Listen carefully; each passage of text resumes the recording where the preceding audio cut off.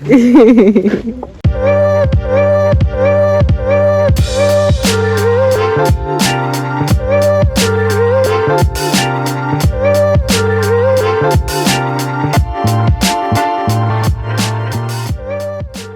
d'abord, un peu de contexte. Louis et moi, on est partis 3 jours à Lyon. C'était la deuxième fois de notre vie qu'on fait des vacances comme ça. La première fois, c'était à Paris l'année dernière et je n'avais pas fait de vidéo encore à l'époque. Cette fois, j'ai voulu en profiter un maximum. Donc en plus de beaucoup s'amuser et de faire plusieurs activités ensemble, j'ai beaucoup filmé et vous allez donc retrouver sur ma chaîne une série de 3 vidéos à Lyon. Donc celle que vous regardez actuellement et 2 autres vidéos qui j'espère vous plairont. C'est quelque chose d'un peu original, mais ça me permet de rentabiliser en quelque sorte ce voyage en créant des souvenirs parce que j'ai un peu la mémoire courte et aussi parce que je voudrais vous partager plein d'aspects de ces petits voyages. Et toi qui regardes cette vidéo, si tu as les moyens de partir ne serait-ce qu'un petit week-end, eh bien profites-en, n'attends pas d'avoir de quoi partir à l'autre bout du monde pendant 2 semaines. En seulement quelques jours, on peut profiter énormément et découvrir beaucoup de choses. Parfois même de manière plus efficace que si on restait plus longtemps. Enfin bref, j'espère que cette vidéo va vous plaire et on commence tout de suite. J'espère que vous allez bien et aujourd'hui, vous l'aurez compris, on se retrouve pour la deuxième vidéo à Lyon qui va être un vlog. Il n'y aura pas de face cam dans cette vidéo parce que j'ai pas envie tout simplement, mais je vous laisse avec des très jolis plans. Ça c'est la veille du jour que je veux vous présenter, donc on est allé au parc de la Tête d'Or, il y avait des girafes, on était choqués.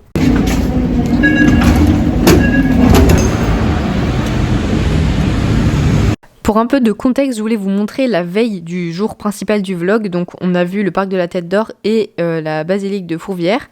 Mais la journée que je vais vous présenter, c'est la seule journée entière qu'on a passée à Lyon. Parce que là on était arrivé autour de midi, donc on a eu qu'une demi-journée en soi.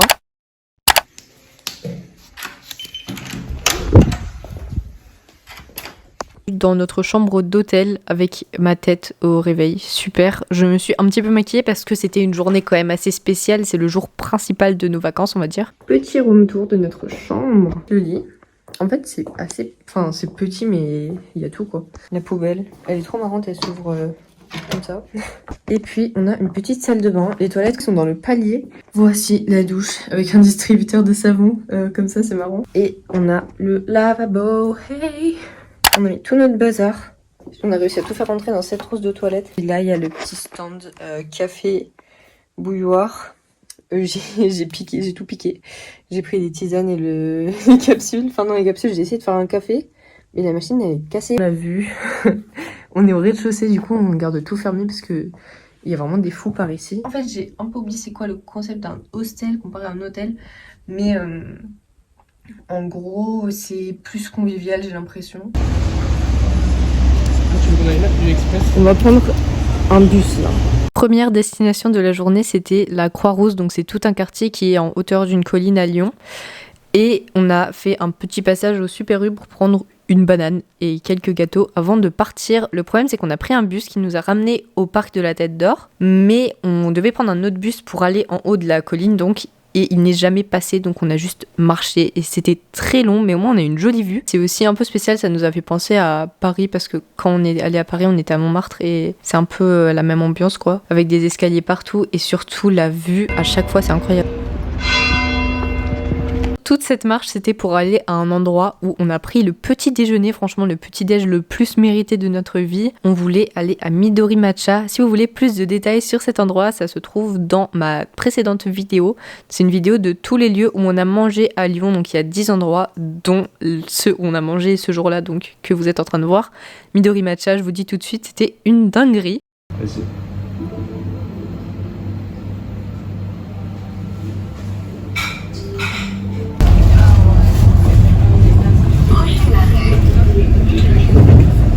En fait, cette matinée, elle était trop drôle parce que là, on voulait aller, à chaque fois, c'était pile sur une ligne de bus. Donc, on prenait le bus pour genre un arrêt, puis on marchait, puis on reprenait un bus. Bah, ça, c'est le moment où j'ai envie de redevenir un enfant pour aller dedans. Pas spécialement d'endroit où on voulait aller, mais on s'est un petit peu promené. On est arrivé dans un marché. Franchement, on était au cœur de la vie des habitants. On était dans des lieux pas du tout touristiques, même carrément résidentiels. Mais tout ce chemin-là, ça nous approche d'un endroit très connu qui est le mur des Canuts, où on est allé juste après. Vous allez voir, c'était vraiment surprenant et trop stylé. C'est le mur des Canuts.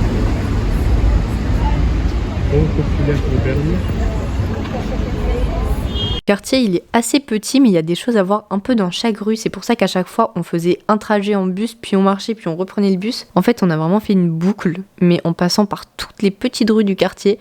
Il y a plein de bâtiments comme ça, en fait j'ai trouvé que c'était très authentique, ça se voit que c'est des bâtiments anciens mais qui sont colorés etc. Donc c'est très différent du centre-ville que vous allez voir plus tard, il est beaucoup plus...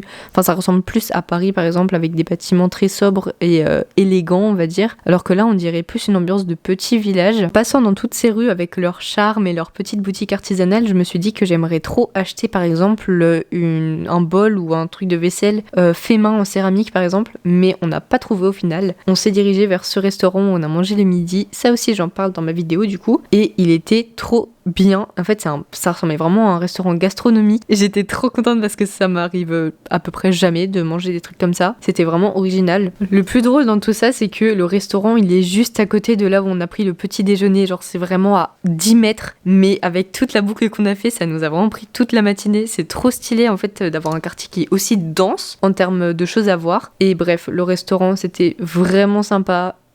Et on a vu un endroit comme ça. Je me suis dit qu'on pouvait potentiellement y acheter des trucs faits main du coup, mais pas du tout, ça vendait de la peinture. Après le repas, on est descendu à pied donc sur les pentes de la Croix-Rousse, c'est-à-dire un peu plus au sud, et on a vu plusieurs endroits que j'avais mis sur Google Maps, toujours dans des rues super jolies avec une vue imprenable. Et ce qui est marrant c'est que de partout on voit Fourvière, c'est trop bien. Ça s'appelle l'église du Bon Pasteur et je sais pas pourquoi elle m'a intriguée autant, mais en fait elle a un style vraiment vieux et on dirait qu'elle est dans une autre époque.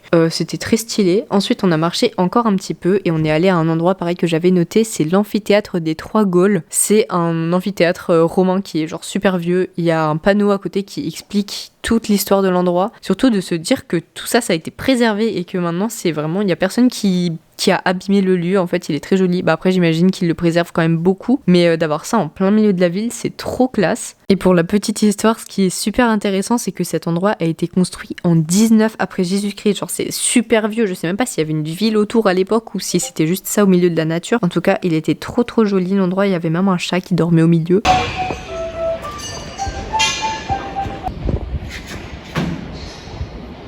On est descendu pour les trucs comme ça pour remonter. En fait, le quartier de la Croix-Rousse, c'est l'endroit des canuts, donc c'est les personnes qui travaillaient la soie à l'époque. Et c'est pour ça principalement que le quartier est connu. Et cet endroit, c'est les Traboules des Voraces. Déjà, l'escalier est très populaire parce que tout simplement, il est super original. C'est à la place Colbert à Lyon et c'est un endroit où les gens se réfugiaient. Donc les canuts, ils servaient de cet endroit pour fuir lorsqu'ils faisaient des révoltes sociales, etc. parce qu'ils voulaient des meilleures conditions de travail, il me semble. Et genre, c'était leur endroit où ils pouvaient se protéger, etc. Donc tout le quartier, il a une histoire super intéressante et les fenêtres, elles sont très hautes parce que les plafonds étaient super hauts à cause des machines à tisser aussi.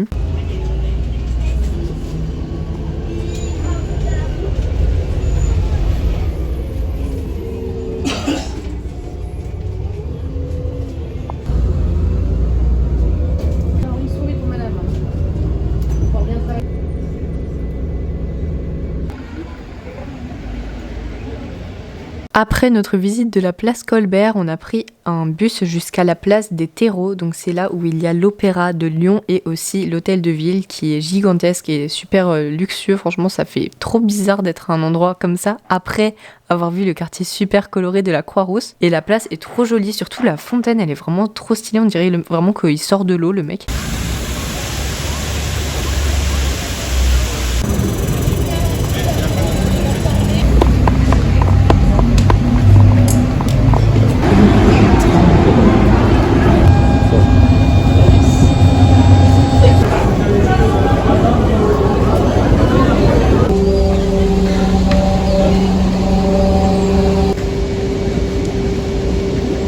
Fait que cette journée est super intéressante à présenter, c'est qu'on a été dans tellement d'endroits. Donc là on est autour de Bellecour, l'avenue Victor Hugo il me semble, et c'est là où j'ai pris un bubble tea avant de partir en bus à nouveau jusqu'au musée des Confluences. Franchement, ce jour-là, on a vu une très grande partie de Lyon. En fait, on a vu toute la partie qui est au milieu, donc des Confluences à Croix-Rousse. Et le bus pour aller au musée avait beaucoup de retard parce que c'est un endroit où il y avait plein de bouchons. Mais finalement, on est arrivé autour de 16h. On n'avait pas non plus énormément de temps pour visiter. Honnêtement, il y a une bonne partie de la visite qu'on n'a pas pu faire. Mais on a choisi les expositions temporaires qui nous plaisaient le plus, surtout. C'est l'entrée du sanctuaire. Les pèlerins pouvaient lire. Your explanation. You can.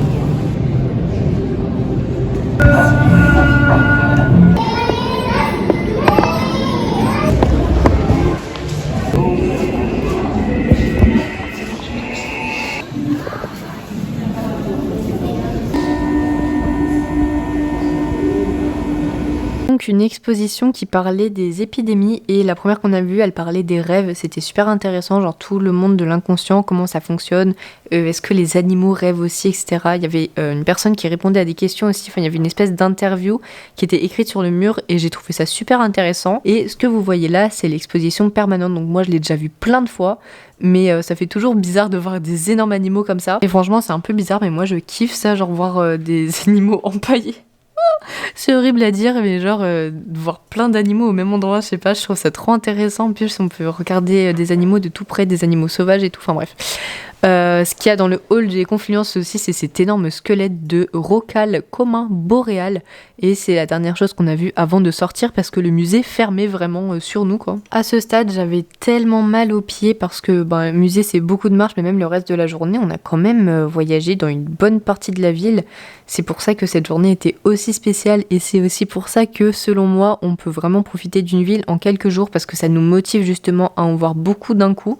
Pour rentrer, on avait essayé de prendre un bus, mais il n'est jamais arrivé. En plus, c'était dans un endroit trop bizarre. Donc finalement, on a pris le tram et on avait un endroit spécial où on voulait manger. Donc on a pris jusqu'à Guillotière, qui est l'arrêt qui était presque le plus proche de notre hôtel. Donc on était à 2 doigts de rentrer dormir, mais il fallait quand même qu'on mange quelque chose. Donc on a repris juste après le métro jusqu'à Bellecour à nouveau avant de marcher à nouveau. Sur le chemin pour prendre notre repas à emporter à Shinzo, je me suis rendu compte de la diversité quand même des paysages et des quartiers parce que les bâtiments sont complètement différents et ça m'a vraiment plu. C'est la chose que j'ai préférée, je pense, à Lyon. J'espère que la vidéo vous a plu. On se retrouve la semaine prochaine pour la dernière vidéo à Lyon. Bisous.